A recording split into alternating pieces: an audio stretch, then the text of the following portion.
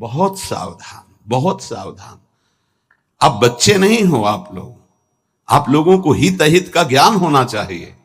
इंद्रियों की मांग को अपनी मांग मानना, मन की विलासिता को अपनी मानना, यह आपको बांध देगा, प्रकृति में बांध देगा, माया में बांध देगा। भागना पड़ेगा, संसार स्वीकार करना पड़ेगा, गिरना पड़ेगा। इस बात को अंदर से समझिए। आपको बहुत मजबूत रहना है। अभी तो माया ने कोई प्रश्न ही नहीं किया आपके सामने। अभी तो सिर्फ पढ़ाई चल रही, तब आप भागते हो अंदर से, बाहर से चाहे हमारे नजदीक भले दिखाई दे रहे हो। और जिस दिन प्रश्न आया तो आप समझो कितने नंबर आएंगे आपकी परीक्षा के। पहले ही आप मांग कर रहे हो जगत की, तो जब प्रश्न आएगा कि एक तरफ जगत का आकर्षण, एक तरफ प्रभु का आकर्षण, तो आप उत्तर क्या दे पाओगे? क्योंकि पहले ही जगत का आकर्षण है, इसी को तो मिटाना है। नहीं समझ पा रहे आप, इसी को मिटाना है आपको। जथा लाभ संतोष सदा काहू सो कछु न चाहूंगा। जैसे मेरे प्रभु रखे वैसे रहूंगा, कभी कोई चाह नहीं करूंगा। सच्ची मानिए, यदि आप सतमार्ग में चल रहे हैं तो कोई चाह नहीं रहे। जैसे आपसे पूछा जाए क्या आप पसंद करते हैं, नहीं बोलिए आप क्या पसंद करते हैं, किशोरी जी का नाम दे दीजिए हमें, इसमें रति हो जाए। नहीं, वैसे क्या पसंद करते हैं? किशोरी जी का धाम, दिव्य वृंदावन मेरे नेत्रों में झलकने लगे, दे दीजिए आप। इनकी शिवा आपकी हृदय की मांग आपको फंसा देगी। इस शब्दों को पकड़ लीजिए। सत्संग के शब्दों को आप नहीं पकड़ते। आपका मन जब विपरीत चिंतन करता है तो आप कीर्तन कीजिए, वाणी जी का उच्च स्वर से गायन कीजिए। एक बार जीत गए तो 1000 बार इसको पटक दोगे मन को, एक बार हार गए तो 1000 बार पटकी लगाएगा आपको। आप समझो, आप किसी विशेष कृपा से आप चल रहे हैं। अगर इस विशेष कृपा की अवहेलना करेंगे तो आपका परमार्थ रुक जाएगा। पूज्यपाद श्री उड़िया बाबा जी महाराज से स्वामी अखंडानंद जी महाराज प्रश्न करते हैं, बाबा यदि कोई हमारे गुरु और इष्ट की निंदा कर रहा है तो हमारा क्या कर्तव्य बनता है? यदि कोई हमारे गुरुदेव की इष्ट की निंदा करता है तो हमारा उस समय क्या कर्तव्य बनता है? उत्तर, उस उपासक को चाहिए कि उसके सामने जो इष्ट की निंदा या गुरुदेव की कर रहा है वहां से तत्काल हट जाना चाहिए। कभी भी दोबारा उसके पास नहीं बैठना चाहिए। नीति कहती है कि सहन नहीं करना चाहिए, लेकिन प्रीति कहती है कि उठ के चल देना चाहिए, लड़ाई झगड़ा नहीं करना चाहिए।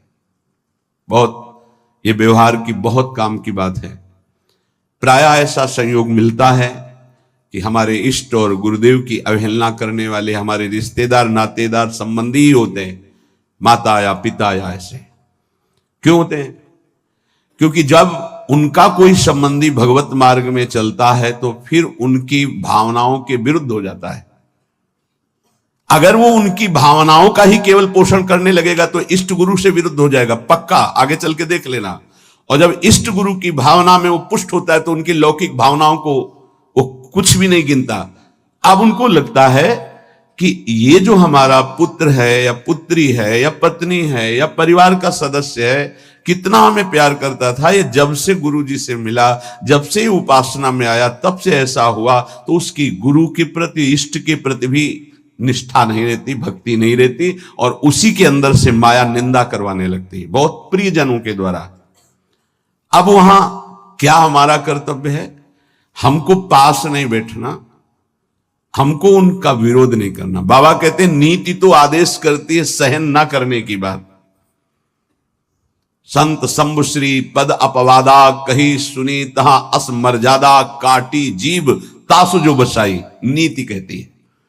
लेकिन बाबा कह रहे हैं, भक्ति कहती है, प्रीति कहती है कि हमको क्रोध नहीं करना, हमको वैर नहीं करना, बदला लेने की भावना नहीं करना, और ना हमको सुनना है। कान में अंगुली डाल के तत्काल वहां से अलग हो जाना, उससे फिर पुनः मिलना नहीं, उसका संबंध हृदय से अस्वीकृत करना है। जो सहन करता है तो भगवान और गुरुदेव में उसकी प्रीति स्थित हो जाती है। यही जीवन का परम लाभ है। दूर का कोई करे तो चलेगा, बिल्कुल पास का करेगा, नजदीक एकदम विरोध शुरू होगा, बिल्कुल नजदीक शुरू होगा। आपको बचाना है अपने आप को और उसका भी मंगल मनाना है। भगवान से प्रार्थना करनी है कि इसकी बुद्धि शुद्ध हो जाए और अपने को उसके आकर्षण, संबंध, वचन तीनों से दूर हटाना है। क्योंकि भगवान की स्मृति स्वयं श्री भगवान है। अगर आप इष्ट और गुरु की निंदा सुनेंगे, करना तो बहुत दूर की बात, तो आपकी भगवत स्मृति गायब हो जाएगी, स्मृति चली जाएगी। स्मृति गई तो कुछ नहीं रह गया।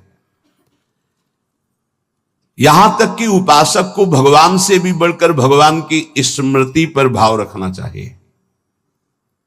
यस्य स्मरण मात्रेण जन्म संसार बंधनात्, जिनका स्मरण मात्र संसार में जन्म मरण के चक्र से मुक्त कर देता है, उन प्रभु की स्मृति को प्रभु से भी बढ़कर के मानना है। कोई कहे प्रभु से बढ़कर कैसे हो सकता है? तो प्रभु तो हमारे हृदय में है, लेकिन उनकी स्मृति नहीं है, तो नाना प्रकार के विकारों में हम बंधे बह गए। और जिस दिन से गुरु कृपा से भगवत स्मृति जागृत हुई, तो हमें सुख मिला, शांति मिली, विश्राम मिला। दुख प्रभु नहीं दूर किए, प्रभु तो सबके हृदय में बैठे हैं। प्रभु की स्मृति, भजन ने दुख दूर किया। गोस्वामी जी ने भी लिखा है कि सबके हृदय अछत अविकारी, सकल जीव जग दीन दुखारी, तहां वेद अस कारण भाखा। वहां वेद ऐसा कारण बता रहे कि भगवान तो सबके हृदय में अछत अविकारी सुख सिंधु विराजमान है, पर जीव सब दीन दुखी हो रहे हैं, विषयों के प्रति दीन और दुखी हो रहे हैं। उसका कारण क्या है? भजन नहीं है। भगवान के होते हुए दुख निवृत्त नहीं हुआ, लेकिन जे भी भजन प्रारंभ हुआ भगवत स्मृति, वो दुख को जड़ से मिटा दिया। इसलिए भगवत स्मृति भगवान से भी बढ़कर, ऐसे भगवान की स्मृति देने वाले गुरुदेव और जिनकी स्मृति ऐसे हमारे आराध्य देव, अगर इनकी कोई निंदा करे तो मेरा प्रिय कैसे हो सकता है? माया जहां आप एकाग्रता करके प्रभु में लगने की कोशिश करेंगे तो विविध रूपों में आकर आपको आकर्षित करेगी। आप आकर्षित ना हो, आप विरोध से परास्त ना हो, आप अपनी भक्ति को पुष्ट रखें।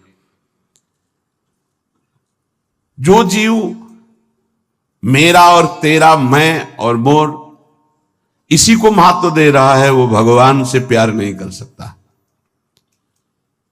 क्योंकि भगवान से प्यार करने के लिए इस मेरा और तेरा को, लौकिक शब्द को मिटाना पड़ेगा। मैं सिर्फ प्रियालाल का हूं, प्रियालाल मेरे, बस ये हृदय की स्थिति होनी चाहिए। देख लीजिए, प्रभु में ऐसी स्थिति, अनन्य चिंतन तभी हो सकता है जब हृदय में बात आ जाए कि मैं प्रभु का, प्रभु मेरे, बस सिर्फ प्रभु मेरे। प्रभु का वैभव रचा हुआ नहीं, प्रभु का जो भी है वो उससे मेरा संबंध नहीं, प्रभु से संबंध है।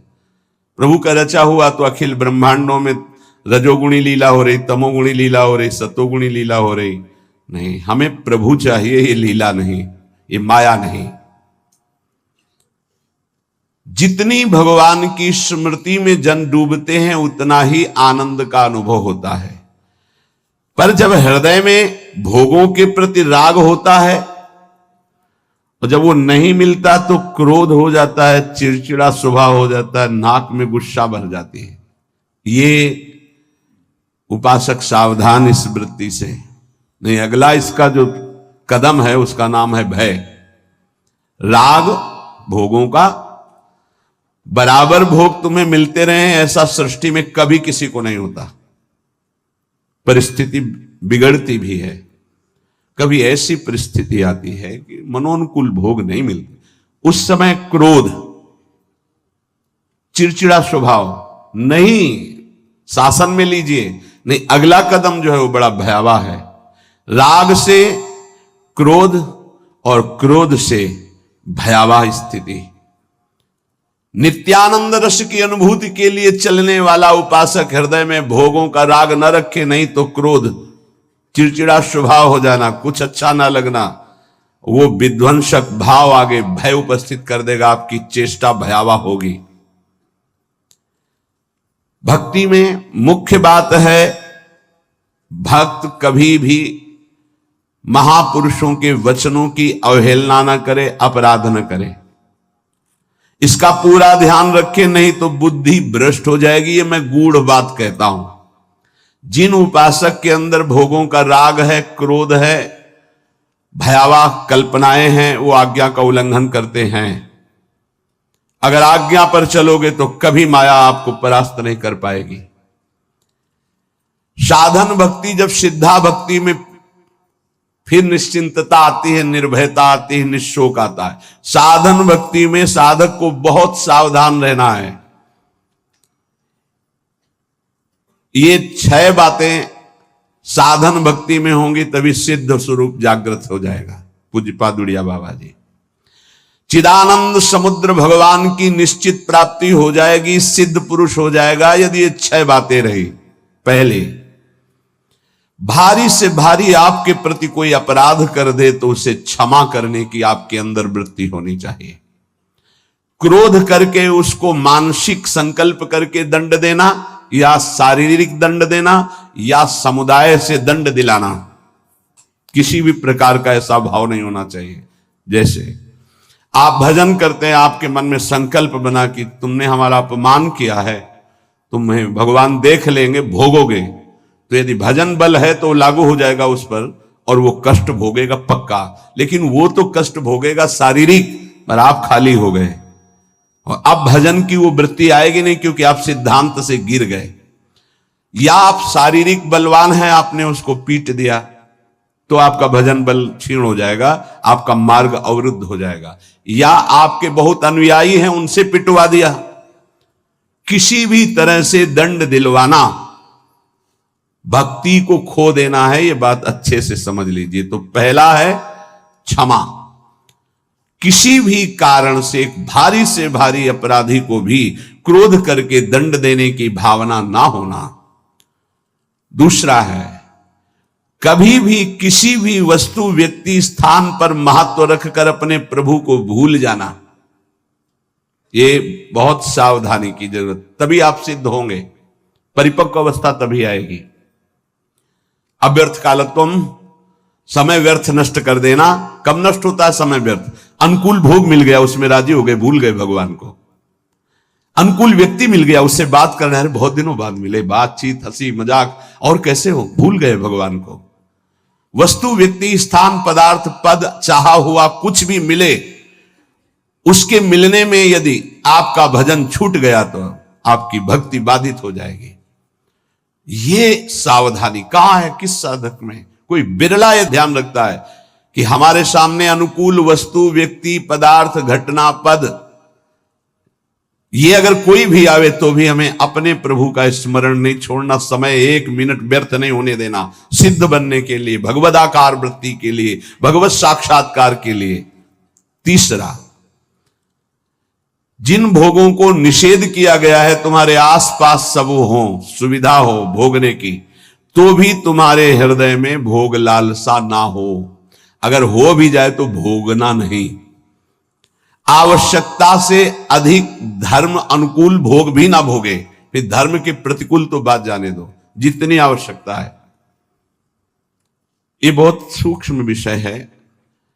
जैसे भोजन में मीठा बहुत प्रिय होता है, किसी को नमकीन बहुत प्रिय होता है, जहां अनुकूल भोजन आया, अधिक मात्रा में लिया, उस दिन नोट करना, आप भजन नहीं होगा। वो भजन जो स्वाभाविक होता था रोटी दाल में, वो नहीं होगा, आप देखना। तो कितनी दुश्मन है वो वस्तु जो हमें प्रभु के स्मरण में शिथिलता दे दे। रुचि नहीं रह गई भजन की, फिर बातें होती हैं बैठ करके, प्रपंच की बातें, और या फिर बहुत खूब सो रहा है, सारी शक्ति पचने में लग जाती है। जब उदर में जरूरत है 500 ग्राम 400 ग्राम भोजन की, और आपने दबा करके उसमें 1.25 किलो भर दिया, अब इसके बाद पानी गया, अब वो सारी आपकी जीवनी शक्ति उसी में लग गई पचाने में, तो भजन के लिए आपके पास सामर्थ्य कहां रह गई? बार बार जमवाई लो, बार बार टहलो, बार बार लेटो, क्योंकि वो पच जाए ना। अब वो कि बर्बाद ना हो, तुम ही हो भारत में सार्थक करने वाले, और तो जीव है ही नहीं भाई। और भी तो पशु पक्षी, तुम अपनी केवल तुम उतना ही सेवन कीजिए, वो कोई और पालेगा, पशु पक्षी पालेंगे, कुछ चीज बर्बाद नहीं। आप छोड़ दीजिए, उसमें चींटियां लग जाएंगी, वो चींटी पालेंगी, बहुत से कीट पतंगे वो पालेंगे। आप ऐसा ना सोचे कि बर्बाद हो। तो उपासक को पदार्थ, वस्तु, व्यक्ति, हमें किसी व्यक्ति से इतना प्रेम नहीं कर लेना कि वो उसके मिलने पर प्रभु का विस्मरण हो जाए। ये बहुत सूक्ष्म बातें महापुरुषों के द्वारा शोध कर कही गई हैं। चौथा, सम्मान सबको बहुत प्रिय है, बहुत प्रिय है। सम्मान किसको अच्छा नहीं लगता? पशु पक्षी को भी अच्छा लगता है सम्मान। पुचकार कर, दुलार करो, प्यार करो, सम्मान दो। जो भगवत मार्ग में सिद्धावस्था को प्राप्त होना चाहता है, सम्मान को जहर की तरह देखे और नीच पुरुषों द्वारा किए हुए अपमान को अमृत के समान पान करके निराभिमानी बन जाए। चौथी बात है, देखो परमार्थ को तो समझना ही पड़ेगा, यह बहुत जहरीली बात है। सिद्धावस्था ऐसे प्राप्त नहीं होती। पहला, तुम्हारा कोई किसी भी तरह से अपराध करे, तुम्हें क्षमा करना है। ना मानसिक, न शारीरिक, न वाचिक, न व्यवहारिक, किसी भी तरह का उसको दंड देने का विधान यद्यपि सामर्थ्य है फिर भी नहीं, पहला। दूसरा, कभी भी किसी भी वस्तु, व्यक्ति, स्थान के आकर्षण में प्रभु को नहीं भूलना, यह तुम्हारे ऊपर शर्त है। तुम्हारे सामने कोई व्यक्ति आए, वस्तु आए, पदार्थ आवे, घटना आवे, प्रभु को नहीं भूलना।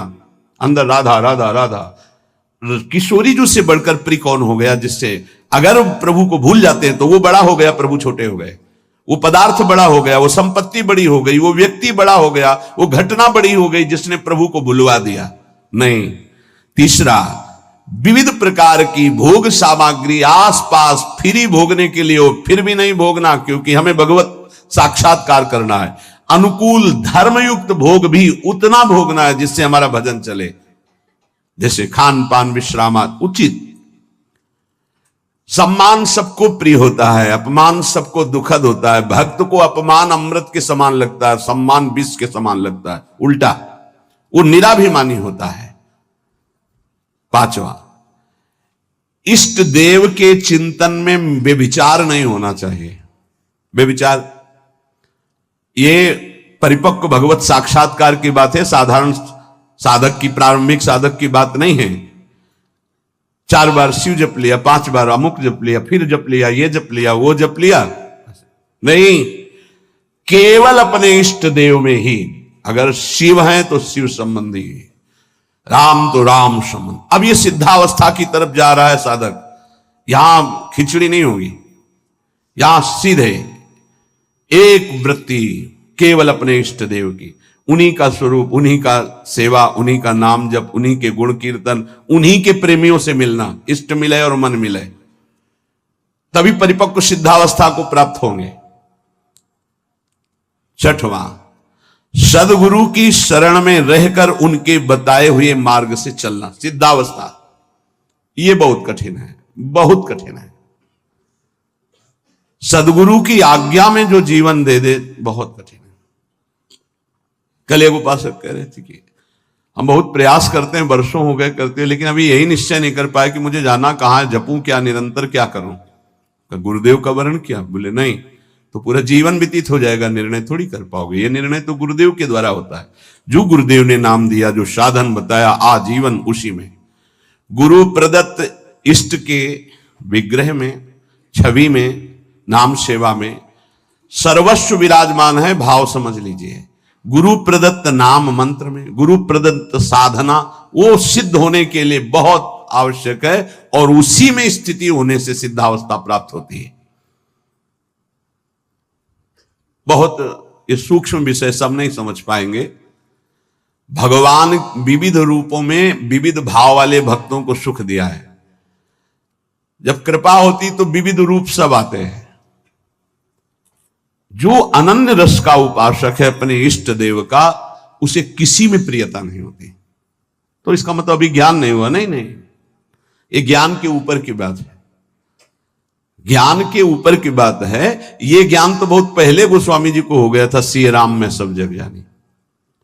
फिर कह रहे बने तो रघुबर ते बने, बिगड़े तो भरपूर, तुलसी औरन ते बने, ता बनी में पेदो। सदगुरु की शरण में साधना करने वाले उपासक की एक पहचान होती है। गुरु प्रदत्त इष्ट नाम उपासना के सिवा और कुछ अच्छे नहीं लगेगा। कोई सिद्धांत वर्णन उसके पकड़ में नहीं आएगा, उसको सब माया नजर आएगी। कोई भी भगवान रूप रख करके आवे, उसको प्रियता नहीं होगी। उसको प्रियता उसी में होगी जो गुरुदेव भगवान ने इष्ट दिए हैं। ये खास बात उस गुरु प्रदत्त साधन करने वाले महामहिम साधक में होती है, ये सब में नहीं होती। बड़े से बड़े भगवत स्वरूप की रुचि नहीं रहेगी, उसकी रुचि नहीं रहेगी। अपने इष्ट का नाम, इस पे उसके प्राण न्यौछावर होते हैं। यही परिपक्व अवस्था में जाएगा उपासक। प्रभु के विविध रूप हैं, विविध छवियां हैं, विविध उनकी शोभा है, विविध नाम है। ये तब होता है प्रारंभ में, विविधता में। लेकिन जब परिपक्व अवस्था की तरफ, तो गुरु प्रदत्त साधन और साध्य पर दृढ़ निश्चय, अपना कोई भाव। आजकल गुरु बनाने के लिए जब आते हैं तो पूरा रजिस्टर भरा होता है, कोरा कागज बनकर गुरु जी के पास जाया जाता है। अब लिखो इस पे, जो लिख दोगे आजीवन इसी पे लिखा रहेगा। लेकिन यहां इतना लिखने का अवसर ही नहीं, शिष्य बन रहे और पूरा रजिस्टर भरा हुआ है। हम तो ये करते हैं, हम तो ये करते हैं, हम वही ऐसे, हमारा ये सिद्धांत, हमारे ना कोई आग्रह ना कोई भाव, ये रखा है हृदय हमारा, जो आप चाहो इस पे डाल दो, वही जीवन भर ऐसे शिष्य बना जाता है। सब अपनी भावनाएं हटाकर गुरुदेव के चरणों में। अब आप जो, ये नया जन्म हमारा है गुरु दीक्षा का, आप जो आज्ञा करेंगे वैसे ही हम चलेंगे। एक अबोध बच्चे की तरह गुरुदेव के चरणों में समर्पण, अबोध बच्चे की, मुझे कुछ पता नहीं, जैसा आप कहें वैसा मैं चलूं।